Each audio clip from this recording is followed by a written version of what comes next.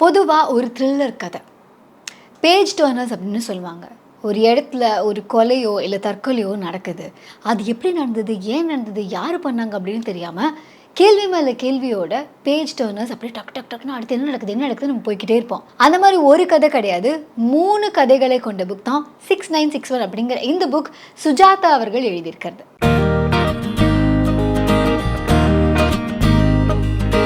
இந்திய சட்டமைப்பில் ஒரு முக்கியமான விஷயம் இருக்குது. அது என்னன்னா, எத்தனையோ தவறு செஞ்சுருந்தாலும், ரொம்ப கொடூரமான விஷயம் செஞ்சுருந்தாலும், அவங்கள பற்றின போதிய எவிடன்ஸ் இல்லைன்னா அவங்கள நம்ம சட்டப்படி உள்ளே வைக்க முடியாது அப்படிங்கிறது.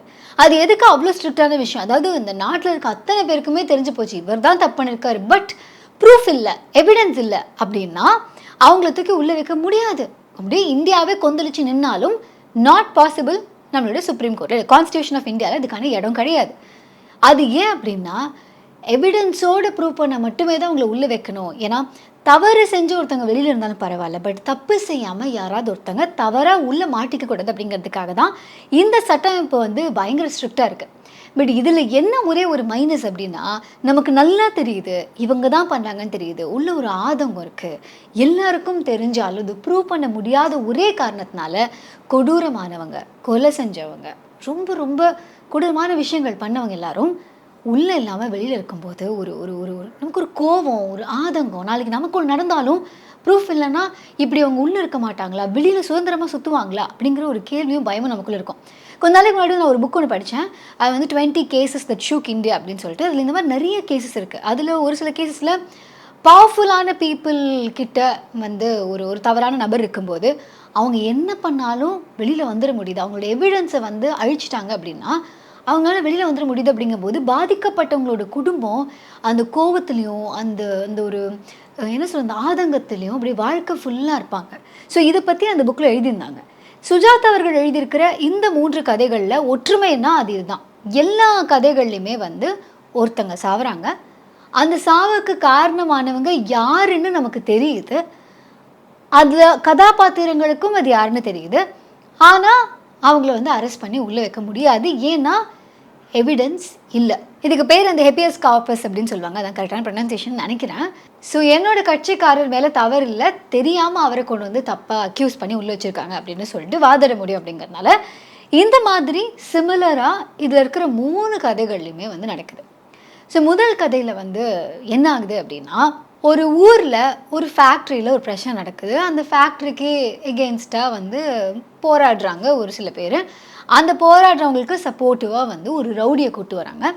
இந்த ரவுடி எதுக்கு அப்படின்னா, அவர் இந்த மாதிரி நிறைய இடத்துல இந்த வேலை நிறுத்தம் செஞ்சு அந்த போராட்டம் செஞ்சு இவங்களுக்கு சப்போர்ட்டிவாக மக்கள் காசு கொடுத்தாங்கன்னா அவங்களுக்கு சப்போர்ட்டிவாக நிறையா பண்ணி கொடுப்பார். இப்போ அவரை பற்றி சுஜாதா அவர்கள் எழுதும்போது என்ன சொல்லியிருப்பார் அப்படின்னா, திருவள்ளுவர் தமிழை வாழ வச்ச அத்தனை பேரும் சேர்ந்து தான் இன்றைக்கி இந்த ஆள் சாராயம் குடிக்கிறதுக்கும் சம்பாதிக்கிறதுக்கும் ஹெல்ப் பண்ணுறாங்க அப்படின்னு. ஏன்னா அவங்க கொடுத்த அந்த தமிழ் இருக்குல்ல, அந்த தமிழ் வார்த்தைகளை தான் இவர் வெப்பனாக பயன்படுத்துவார். ஸோ இவர் பேசுகிற தமிழுக்கு எல்லாருமே மயங்கி இவர் என்ன சொன்னாலும் செய்யக்கூடிய அளவுக்கு அவருடைய அந்த லாங்குவேஜில் இருக்கிற ஆளுமை இருக்கும். ஸோ அதை பற்றி விவரிக்கும் போது சுஜாதா அவர்கள் அப்படி தான் எழுதியிருப்பாங்க. இவங்கெல்லாம் இவருக்கு சோறு போடுறாங்க, ஏன்னா அப்படி பேசுவான், அப்படி நல்ல வாழைப்பழம் மாதிரி பேசுவார் சார் அப்படிங்கிற மாதிரி. அவர் எப்படி தமிழையும் தமிழுக்காக அவ்வளவு வேலை செய்த, தமிழுக்காக தன்னோட வாழ்க்கையை அர்ப்பணித்தவங்களோட அந்த வார்த்தைகளையும் கவிதைகளையும் சொற்களையும் சேர்த்து இவர் எப்படி ஒரு ஆயுதமாக பயன்படுத்தி அதில் சம்பாதிக்கிறாரு அப்படிங்கிற மாதிரி அதில் காமிச்சிருப்பாங்க. அண்ட் இந்த இடத்துல எப்படின்னா, ஒரு போலீஸ்காரர் இந்த ஊருக்கு புதுசாக வந்திருப்பார். அந்த போலீஸ்காரருக்கும் இவருக்கும் ஆகவே ஆகாது. அவருக்கு இவர் மேலே ஏதோ ஒரு கண் இருக்கும், இவன் ஏதோ ஒரு டுபாக்கூரிவன் அப்படிங்கிற மாதிரி இவருக்கு ஒரு ஃபீல் இருக்கும். இவர் மைனர் மாதிரி சுற்றிட்டு இருப்பார். ஸோ அந்த இடத்துல அந்த ஊரில் ஒரு பெண்ணுக்கு ஒரு ஆபத்து ஒன்று ஏற்படும். அந்த பொண்ணு இறந்து போயிடுவாங்க. அவங்களுக்கு அம்மா அப்பா கிடையாது, ஒரு தாத்தா கூட தான் வாழ்வாங்க.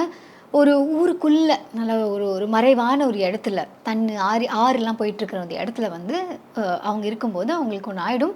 ஸோ அதுக்கப்புறம் அவங்க இறந்துட்டாங்க அப்படிங்கிற செய்தி இவங்களுக்கு வரும். ஸோ இது எப்படின்னா, இந்த கூட்டம் நடக்கிறதுக்காக பிளான் பண்ணாங்களே, இதோட அடுத்த கட்ட கூட்டம் அதாவது இந்த போராட்டம் இன்னொரு நாளைக்கு நடக்க போகுது. அந்த போராட்டத்தன்னைக்கும் மறுபடியும் இந்த மைனர் மாதிரி இருக்கவர் வரப்போகிறாரு.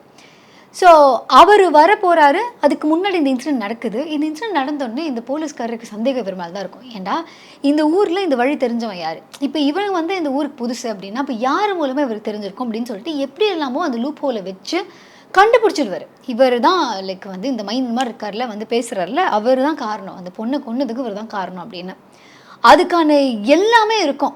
ஃபார் எக்ஸாம்பிள் அந்த பொண்ணு இறந்து கிடந்த இடத்துல வந்து ஒரு ஒரு ரோஜா பெட்டல் ஒன்று இருக்கும்.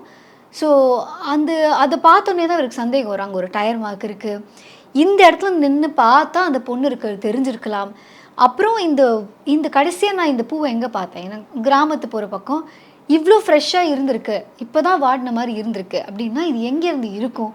அப்புறம் யோசிச்சு பார்ப்போம், ஆமாம் அந்த ஃபங்க்ஷனுக்கு நம்ம போய் நின்னோமே, அந்த ஃபங்க்ஷனில் வந்து இவனுக்கு மாலை போட்டாங்களே, அந்த மாலையில் இந்த பூ இருந்தது, இதே பூ தானே இருந்தது அப்படின்னு இப்படி அவர் நிறைய விஷயத்த வந்து ஜாயின் பண்ணுறாரு. ஆனால் இது எல்லாமே ஸ்பெக்குலேஷனாக இருக்குது.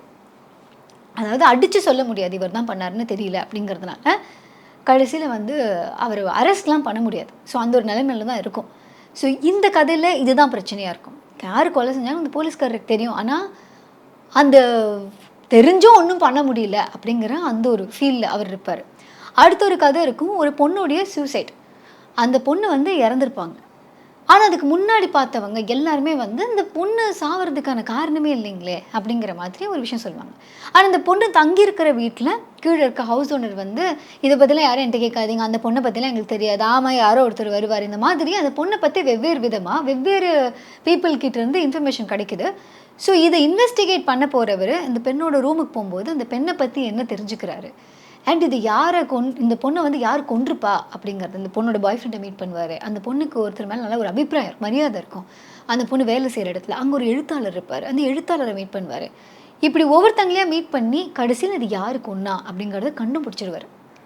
பட் எகெயின் எவிடன்ஸ் இருக்காது, இவரோட ஸ்பெக்குலேஷன்ஸ் தான் இருக்கும். இன்னொரு கதையில் பார்த்தா ஒரு பயங்கரமாக படித்த ஒரு பொண்ணு, அந்த பொண்ணுக்கு வந்து நிறையா விஷயங்களில் வந்து ஆர்வம் உண்டு.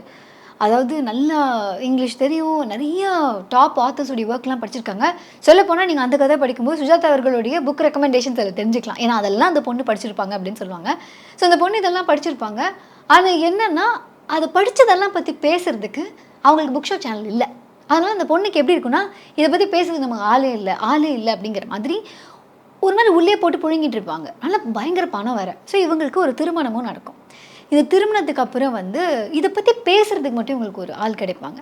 அந்த நபர்கிட்ட இவங்க வெறும்ல இவங்களோட அறிவு சார்ந்த விஷயங்களை மட்டும் பகிர்ந்துப்பாங்க. இப்போ இந்த இடத்துல அந்த பையனை வந்து கொலை பண்ணிவிடுவாங்க ஒரு பாயிண்டில். எப்படி இவ வந்து அந்த பையன்கிட்ட பேசலாம் அப்படிங்கிற மாதிரி அதில் கொண்டுருவாங்க. இப்போ இந்த கொலையை யார் பண்ணா, இதுக்கான காரணம் என்னவாக இருக்கும், அந்த பொண்ணோட ஃப்ளாஷ்பேக் என்ன அப்படின்னு சொல்லிட்டு அந்த பொண்ணு யார் யாரெல்லாம் நம்பியிருந்தாங்க, இந்த மாதிரி நிறையா கேள்விகளோட அந்த கதையிலையும் வந்து எப்படின்னா யார் கொன்னாங்களோ கடைசி வரைக்கும் அவங்க மாட்ட மாட்டாங்க. பட் இதில் நிறையா இந்த 3 கதைகள்லையுமே எப்படி இருக்குன்னா கன்ஃபரன்டேஷனே இருக்கும். ஏய் நீ தானே கொன்ன அப்படிங்கிற அளவுக்கு போகும். பட் அதுக்கான ஆன்சர் இருக்காது. ஏன்னா அப்படி ஒரு கான்ஃபிடென்ட்டாக இருக்கும்போது கூட இருக்க யாரோ கேட்பாங்க, சரிப்பா ஆனால் இது இல்லாமல் இருக்கிறதுக்கும் பாசிபிலிட்டி இருக்கா இல்லையா நீ சொல்லு அப்படின்னா. ஆமாம், ஏன்னா எவிடன்ஸ் இல்லை, நீ சொல்கிறபடி இதெல்லாம் நடந்திருக்கலாம். ஏலேருந்து பிக்கு போயிருக்காங்க, பிலேருந்து சி போயிருக்காங்க, சிலேருந்து டி போயிருக்கலாம். ஆனால் அவங்க ஏலேருந்து டிக்கும் போயிருக்கலாம், டிலேருந்து பிக்கும் வந்திருக்கலாம், பிலேருந்து சிக்கும் வந்திருக்கலாம். இவங்க இப்படி தான் போனாங்கன்னு உனக்கு ஏதாவது ப்ரூஃப் இருக்கா? ப்ரூஃப் இல்லைன்னா நம்மளோட சட்டமைப்பு படி என்ன அவங்கள அரெஸ்ட் பண்ண முடியாது. ஸோ நமக்கு இந்த புக்கு முடிக்கும் போது எப்படி இருக்கும்னா எனக்கும் அந்த கொலையாளியை தெரியும், இந்த படிக்கிற ஒவ்வொருத்தங்களுக்கும் அந்த கொலையாளியை தெரியும். ஆனால் அந்த கொலையாளி நிம்மதியாக இந்த புக்கில் சுதந்திரமாக இருக்காங்க. இதே மாதிரி தான் நாட்டு நடப்பு இருக்குது அப்படிங்கிறத ஒரு 3 கதைகள் மூலமாக வந்து சுஜாதா அவர்கள் வந்து எழுதியிருப்பாங்க. ஸோ 6961 ஒரு த்ரில்லர் தான், ஒரு பேஜ் டர்னர் தான், ரொம்ப சின்ன புக் தான், ஒரு அரை நாளில் படித்து முடிச்சிடலாம். ஸோ உங்களுக்கு வந்து திடுப்புன்னு ஒரு படிக்கிற ஹேபிட்டை ஸ்டார்ட் பண்ணணும், இல்லை வந்து ரொம்ப நாள் ஆச்சு படிச்சுட்டு இருந்தேன் ஆனால் இப்போ அந்த டச் விட்டு போச்சு அப்படின்னா எடுத்தோடனே நீங்கள் பெரிய பெரிய புக்கில் இறங்காமல் ஒரு குட்டி புக்கை எடுத்து ஆரம்பிச்சுட்டு இது பண்ணலாம், ஒரு நல்ல ஒரு பேஜ் டர்னர். ஸோ 6961 அப்படிங்கிற இந்த புக்கு உங்களுக்கு வாங்கி படிக்கணும் அப்படின்னா அந்த புக்கான லிங்க் கீழே இருக்குது. இதே மாதிரி இன்னும் நிறைய புக் ரிவ்யூஸ் வந்து thebookshow.in அப்படிங்கிற வெப்சைட்டில் நீங்கள் போனீங்கன்னா ஜார்னல் பேஸ் நாங்கள் பிரித்து வச்சுருப்போம். ஸோ அதில் போய் நீங்கள் நிறைய ரிவ்யூஸ் வந்து நீங்கள் பார்க்கலாம். ஸோ ஃபிக்ஷன், நான் ஃபிக்ஷன், சயின்ஸ், அந்த மாதிரி ஃபினான்ஸ், லவ் அப்படின்னு எல்லா ஜானரையும் நீங்கள் எக்ஸ்ப்ளோர் பண்ணலாம். இந்த வீடியோ உங்களுக்கு பிடிச்சிருந்ததுன்னா லைக் பண்ணுங்கள், கமெண்ட் பண்ணுங்கள், ஷேர் பண்ணுங்கள். மறக்காமல் த புக் ஷோக்கு சப்ஸ்கிரைப் பண்ணுங்கள். முக்கியமாக இதே மாதிரி நிறையா ஃபிக்ஷன் ரிவ்யூஸாக இருக்கட்டும், நான் ஃபிக்ஷன் ஆகட்டும், எல்லாமே வந்து வீடியோவாக இல்லாமல் ஆடியோவாக மட்டும் எனக்கு கேட்டால் போதும், இதுக்கு எதுக்கு இந்த கவுன் எல்லாம் அப்படிங்கிற மாதிரி நீங்கள் ஃபீல் பண்ணிங்கன்னா த புக் ஷோடைய பாட்காஸ்ட் வந்து ஸ்பாட்டிஃபைல எக்ஸ்க்ளூசிவாக நீங்கள் கேட்கலாம். அதுக்கான லிங்க்கும் கீழே இருக்குது. ஓகே, பாய்.